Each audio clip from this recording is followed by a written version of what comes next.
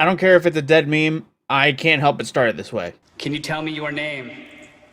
Psylocke, the Defier! So we officially have details regarding Act 2 and the changes that weren't what was just leaked because of the tonics and what we could read from them.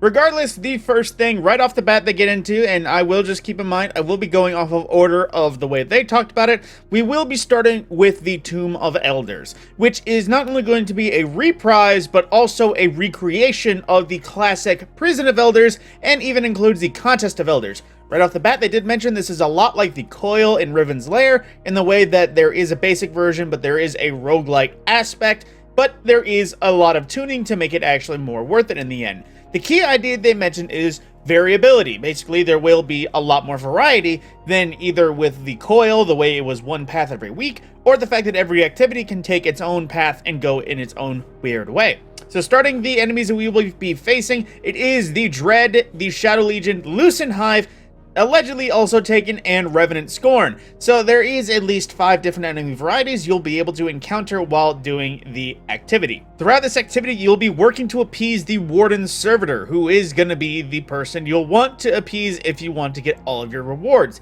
It is going to operate on a basis of the better you do, the harder it will be, but the less activities you will do. They mentioned several times throughout this stream that the better you do, there's more chances you will not only skip encounters, but it would also keep up the difficulty. But the better you do, of course, the better you are rewarded. But they did have a kind of modicum where if you did poorly or you missed objectives, you failed objectives or otherwise, it wouldn't be the end of the activity, but you would be allowed a kind of reset because it would make the activity easier to do along the way in order to gain momentum and get back up to doing the higher difficulty abilities. Obviously, there is limited revives like there was in the Coil, and the things they mentioned was something like adding more enemies that would allow for revive tokens to be allowed, as well as decreasing modifiers or just simpler objectives and tasks, but they did mention they were going to be a lot more complicated than they did in the old days of yore with the Prison of Elders, because at that point, if I recall, it was like mines,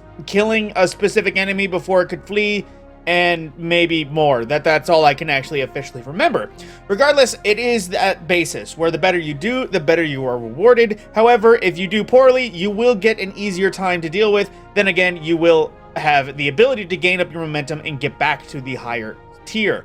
Now with that, there is of course different variety of, like I mentioned, going to be new objectives we haven't seen before. They did show off a few, something like poison gas clouds, and they did also mention a difference from Riven's Lair and the Coil. How was Riven's Lair or the Coil? It was encounter, traversal section, encounter, traversal section, and then boss. They did sound like they would simplify it a little bit, like encounter, random faction encounter with any of the 5 available things on the list, as well as a traversal section.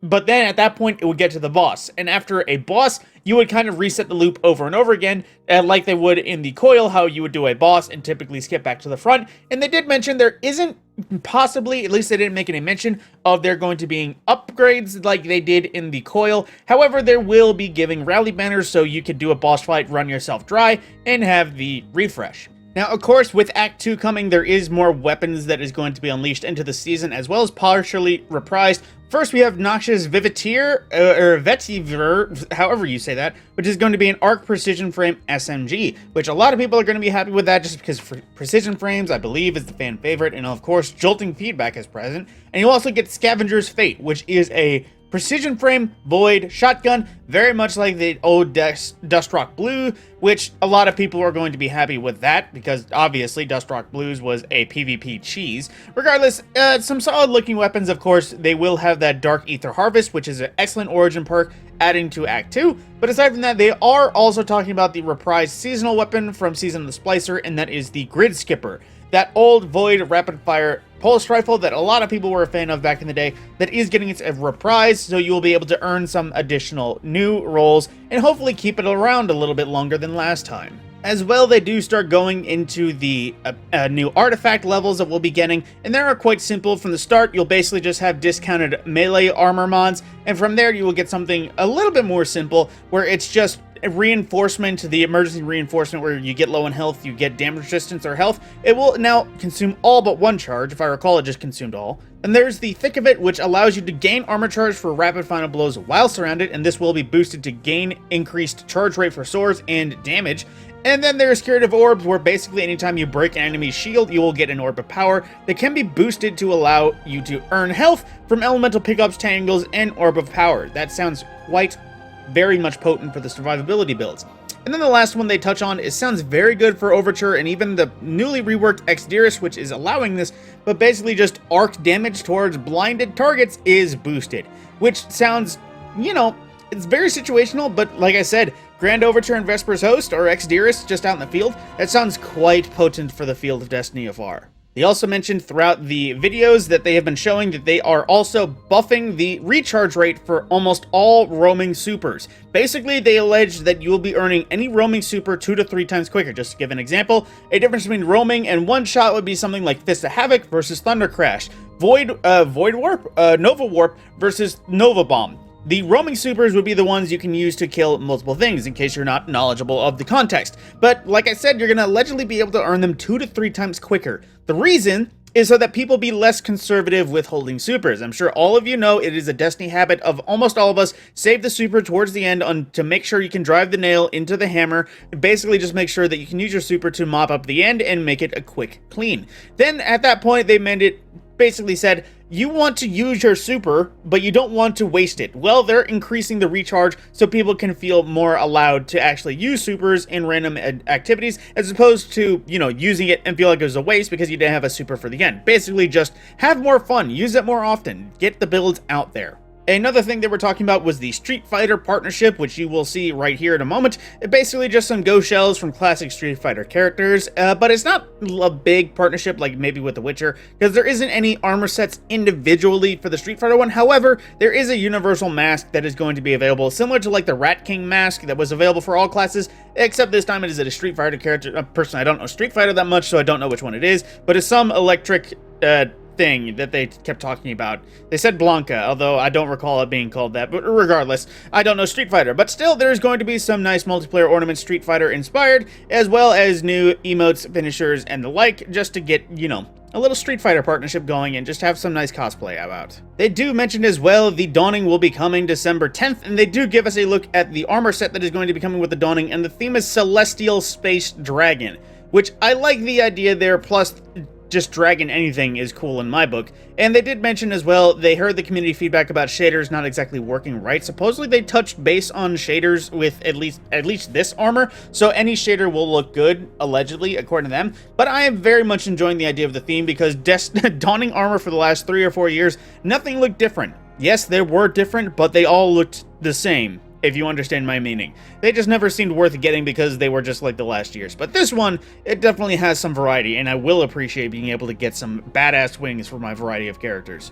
In addition to that, there is a new weapon, which is an adaptive 3-round burst linear fusion rifle in the Void category, and because it is Void, you have access to the Withering Gaze burst, which is the weakening on the initial burst, as well as something like Bait and Switch, and even if you don't like Withering Gaze, there's something like Envious Arsenal you can go ahead and pick up. So right now, this is actually a contender for linear fusion rifles being back into the top tier damage corridors. And of course, they did mention with the other weapons as well that there is reprisals and reworks, as well as updates of older weapons that will be coming. So if you are excited to get access to the Glacial Chasm or that other winter sword that I forgot it was, or didn't get that roll of the Stasis sword, you can go ahead and get those with the Dawning as always. And they did mention a few quality of life changes. Basically, in some short aspect, there was an increase to drop rates overall with the ingredients, just in case you're one of the people who just didn't get ingredients or was really hard to get those ingredients, so they just improved the drop rates all over. As well, they did expand Dark Frosting, so it is including Strand. So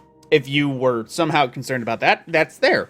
Then from that point, the last thing to touch base on regarding Dawning, at least for now, is that Strange Coins will actually be dropping from the Dawning. I'm assuming this is kind of an offshoot of how you'll be able to grind class items with the Festival of the Lost. You'll be able to earn Strange Coins from the Dawning, so you can double dip and also buy stuff from Xur, maybe even earn the Zerf board, allegedly, according to them. But, you know, just something to touch on. So Dawning won't exclude Xur, just in case you're not doing a lot of strikes or ritual activities from the time that the Dawning is running. Then they do show, I don't know if it's Sailor Moon or some other anime thing, but they did mention that there is going to be a new armor set available for Act 2 with the launch of said act, but basically, Bright Dust or Silver, if you want it, you can get it. You can be, I don't think there's full-on cat girls like all of the usual people, but if you want to look a little bit, as they say, doki doki, you can go ahead and do that. Touching base on the last of it, they did show the new exotic weapon that is going to be coming with the next exotic mission come Act 3 launch. They also did mention that Act 3 will be launching January 7th, and they did also mention there will be no dev stream accompanying, so I guess they're giving us the teasers now.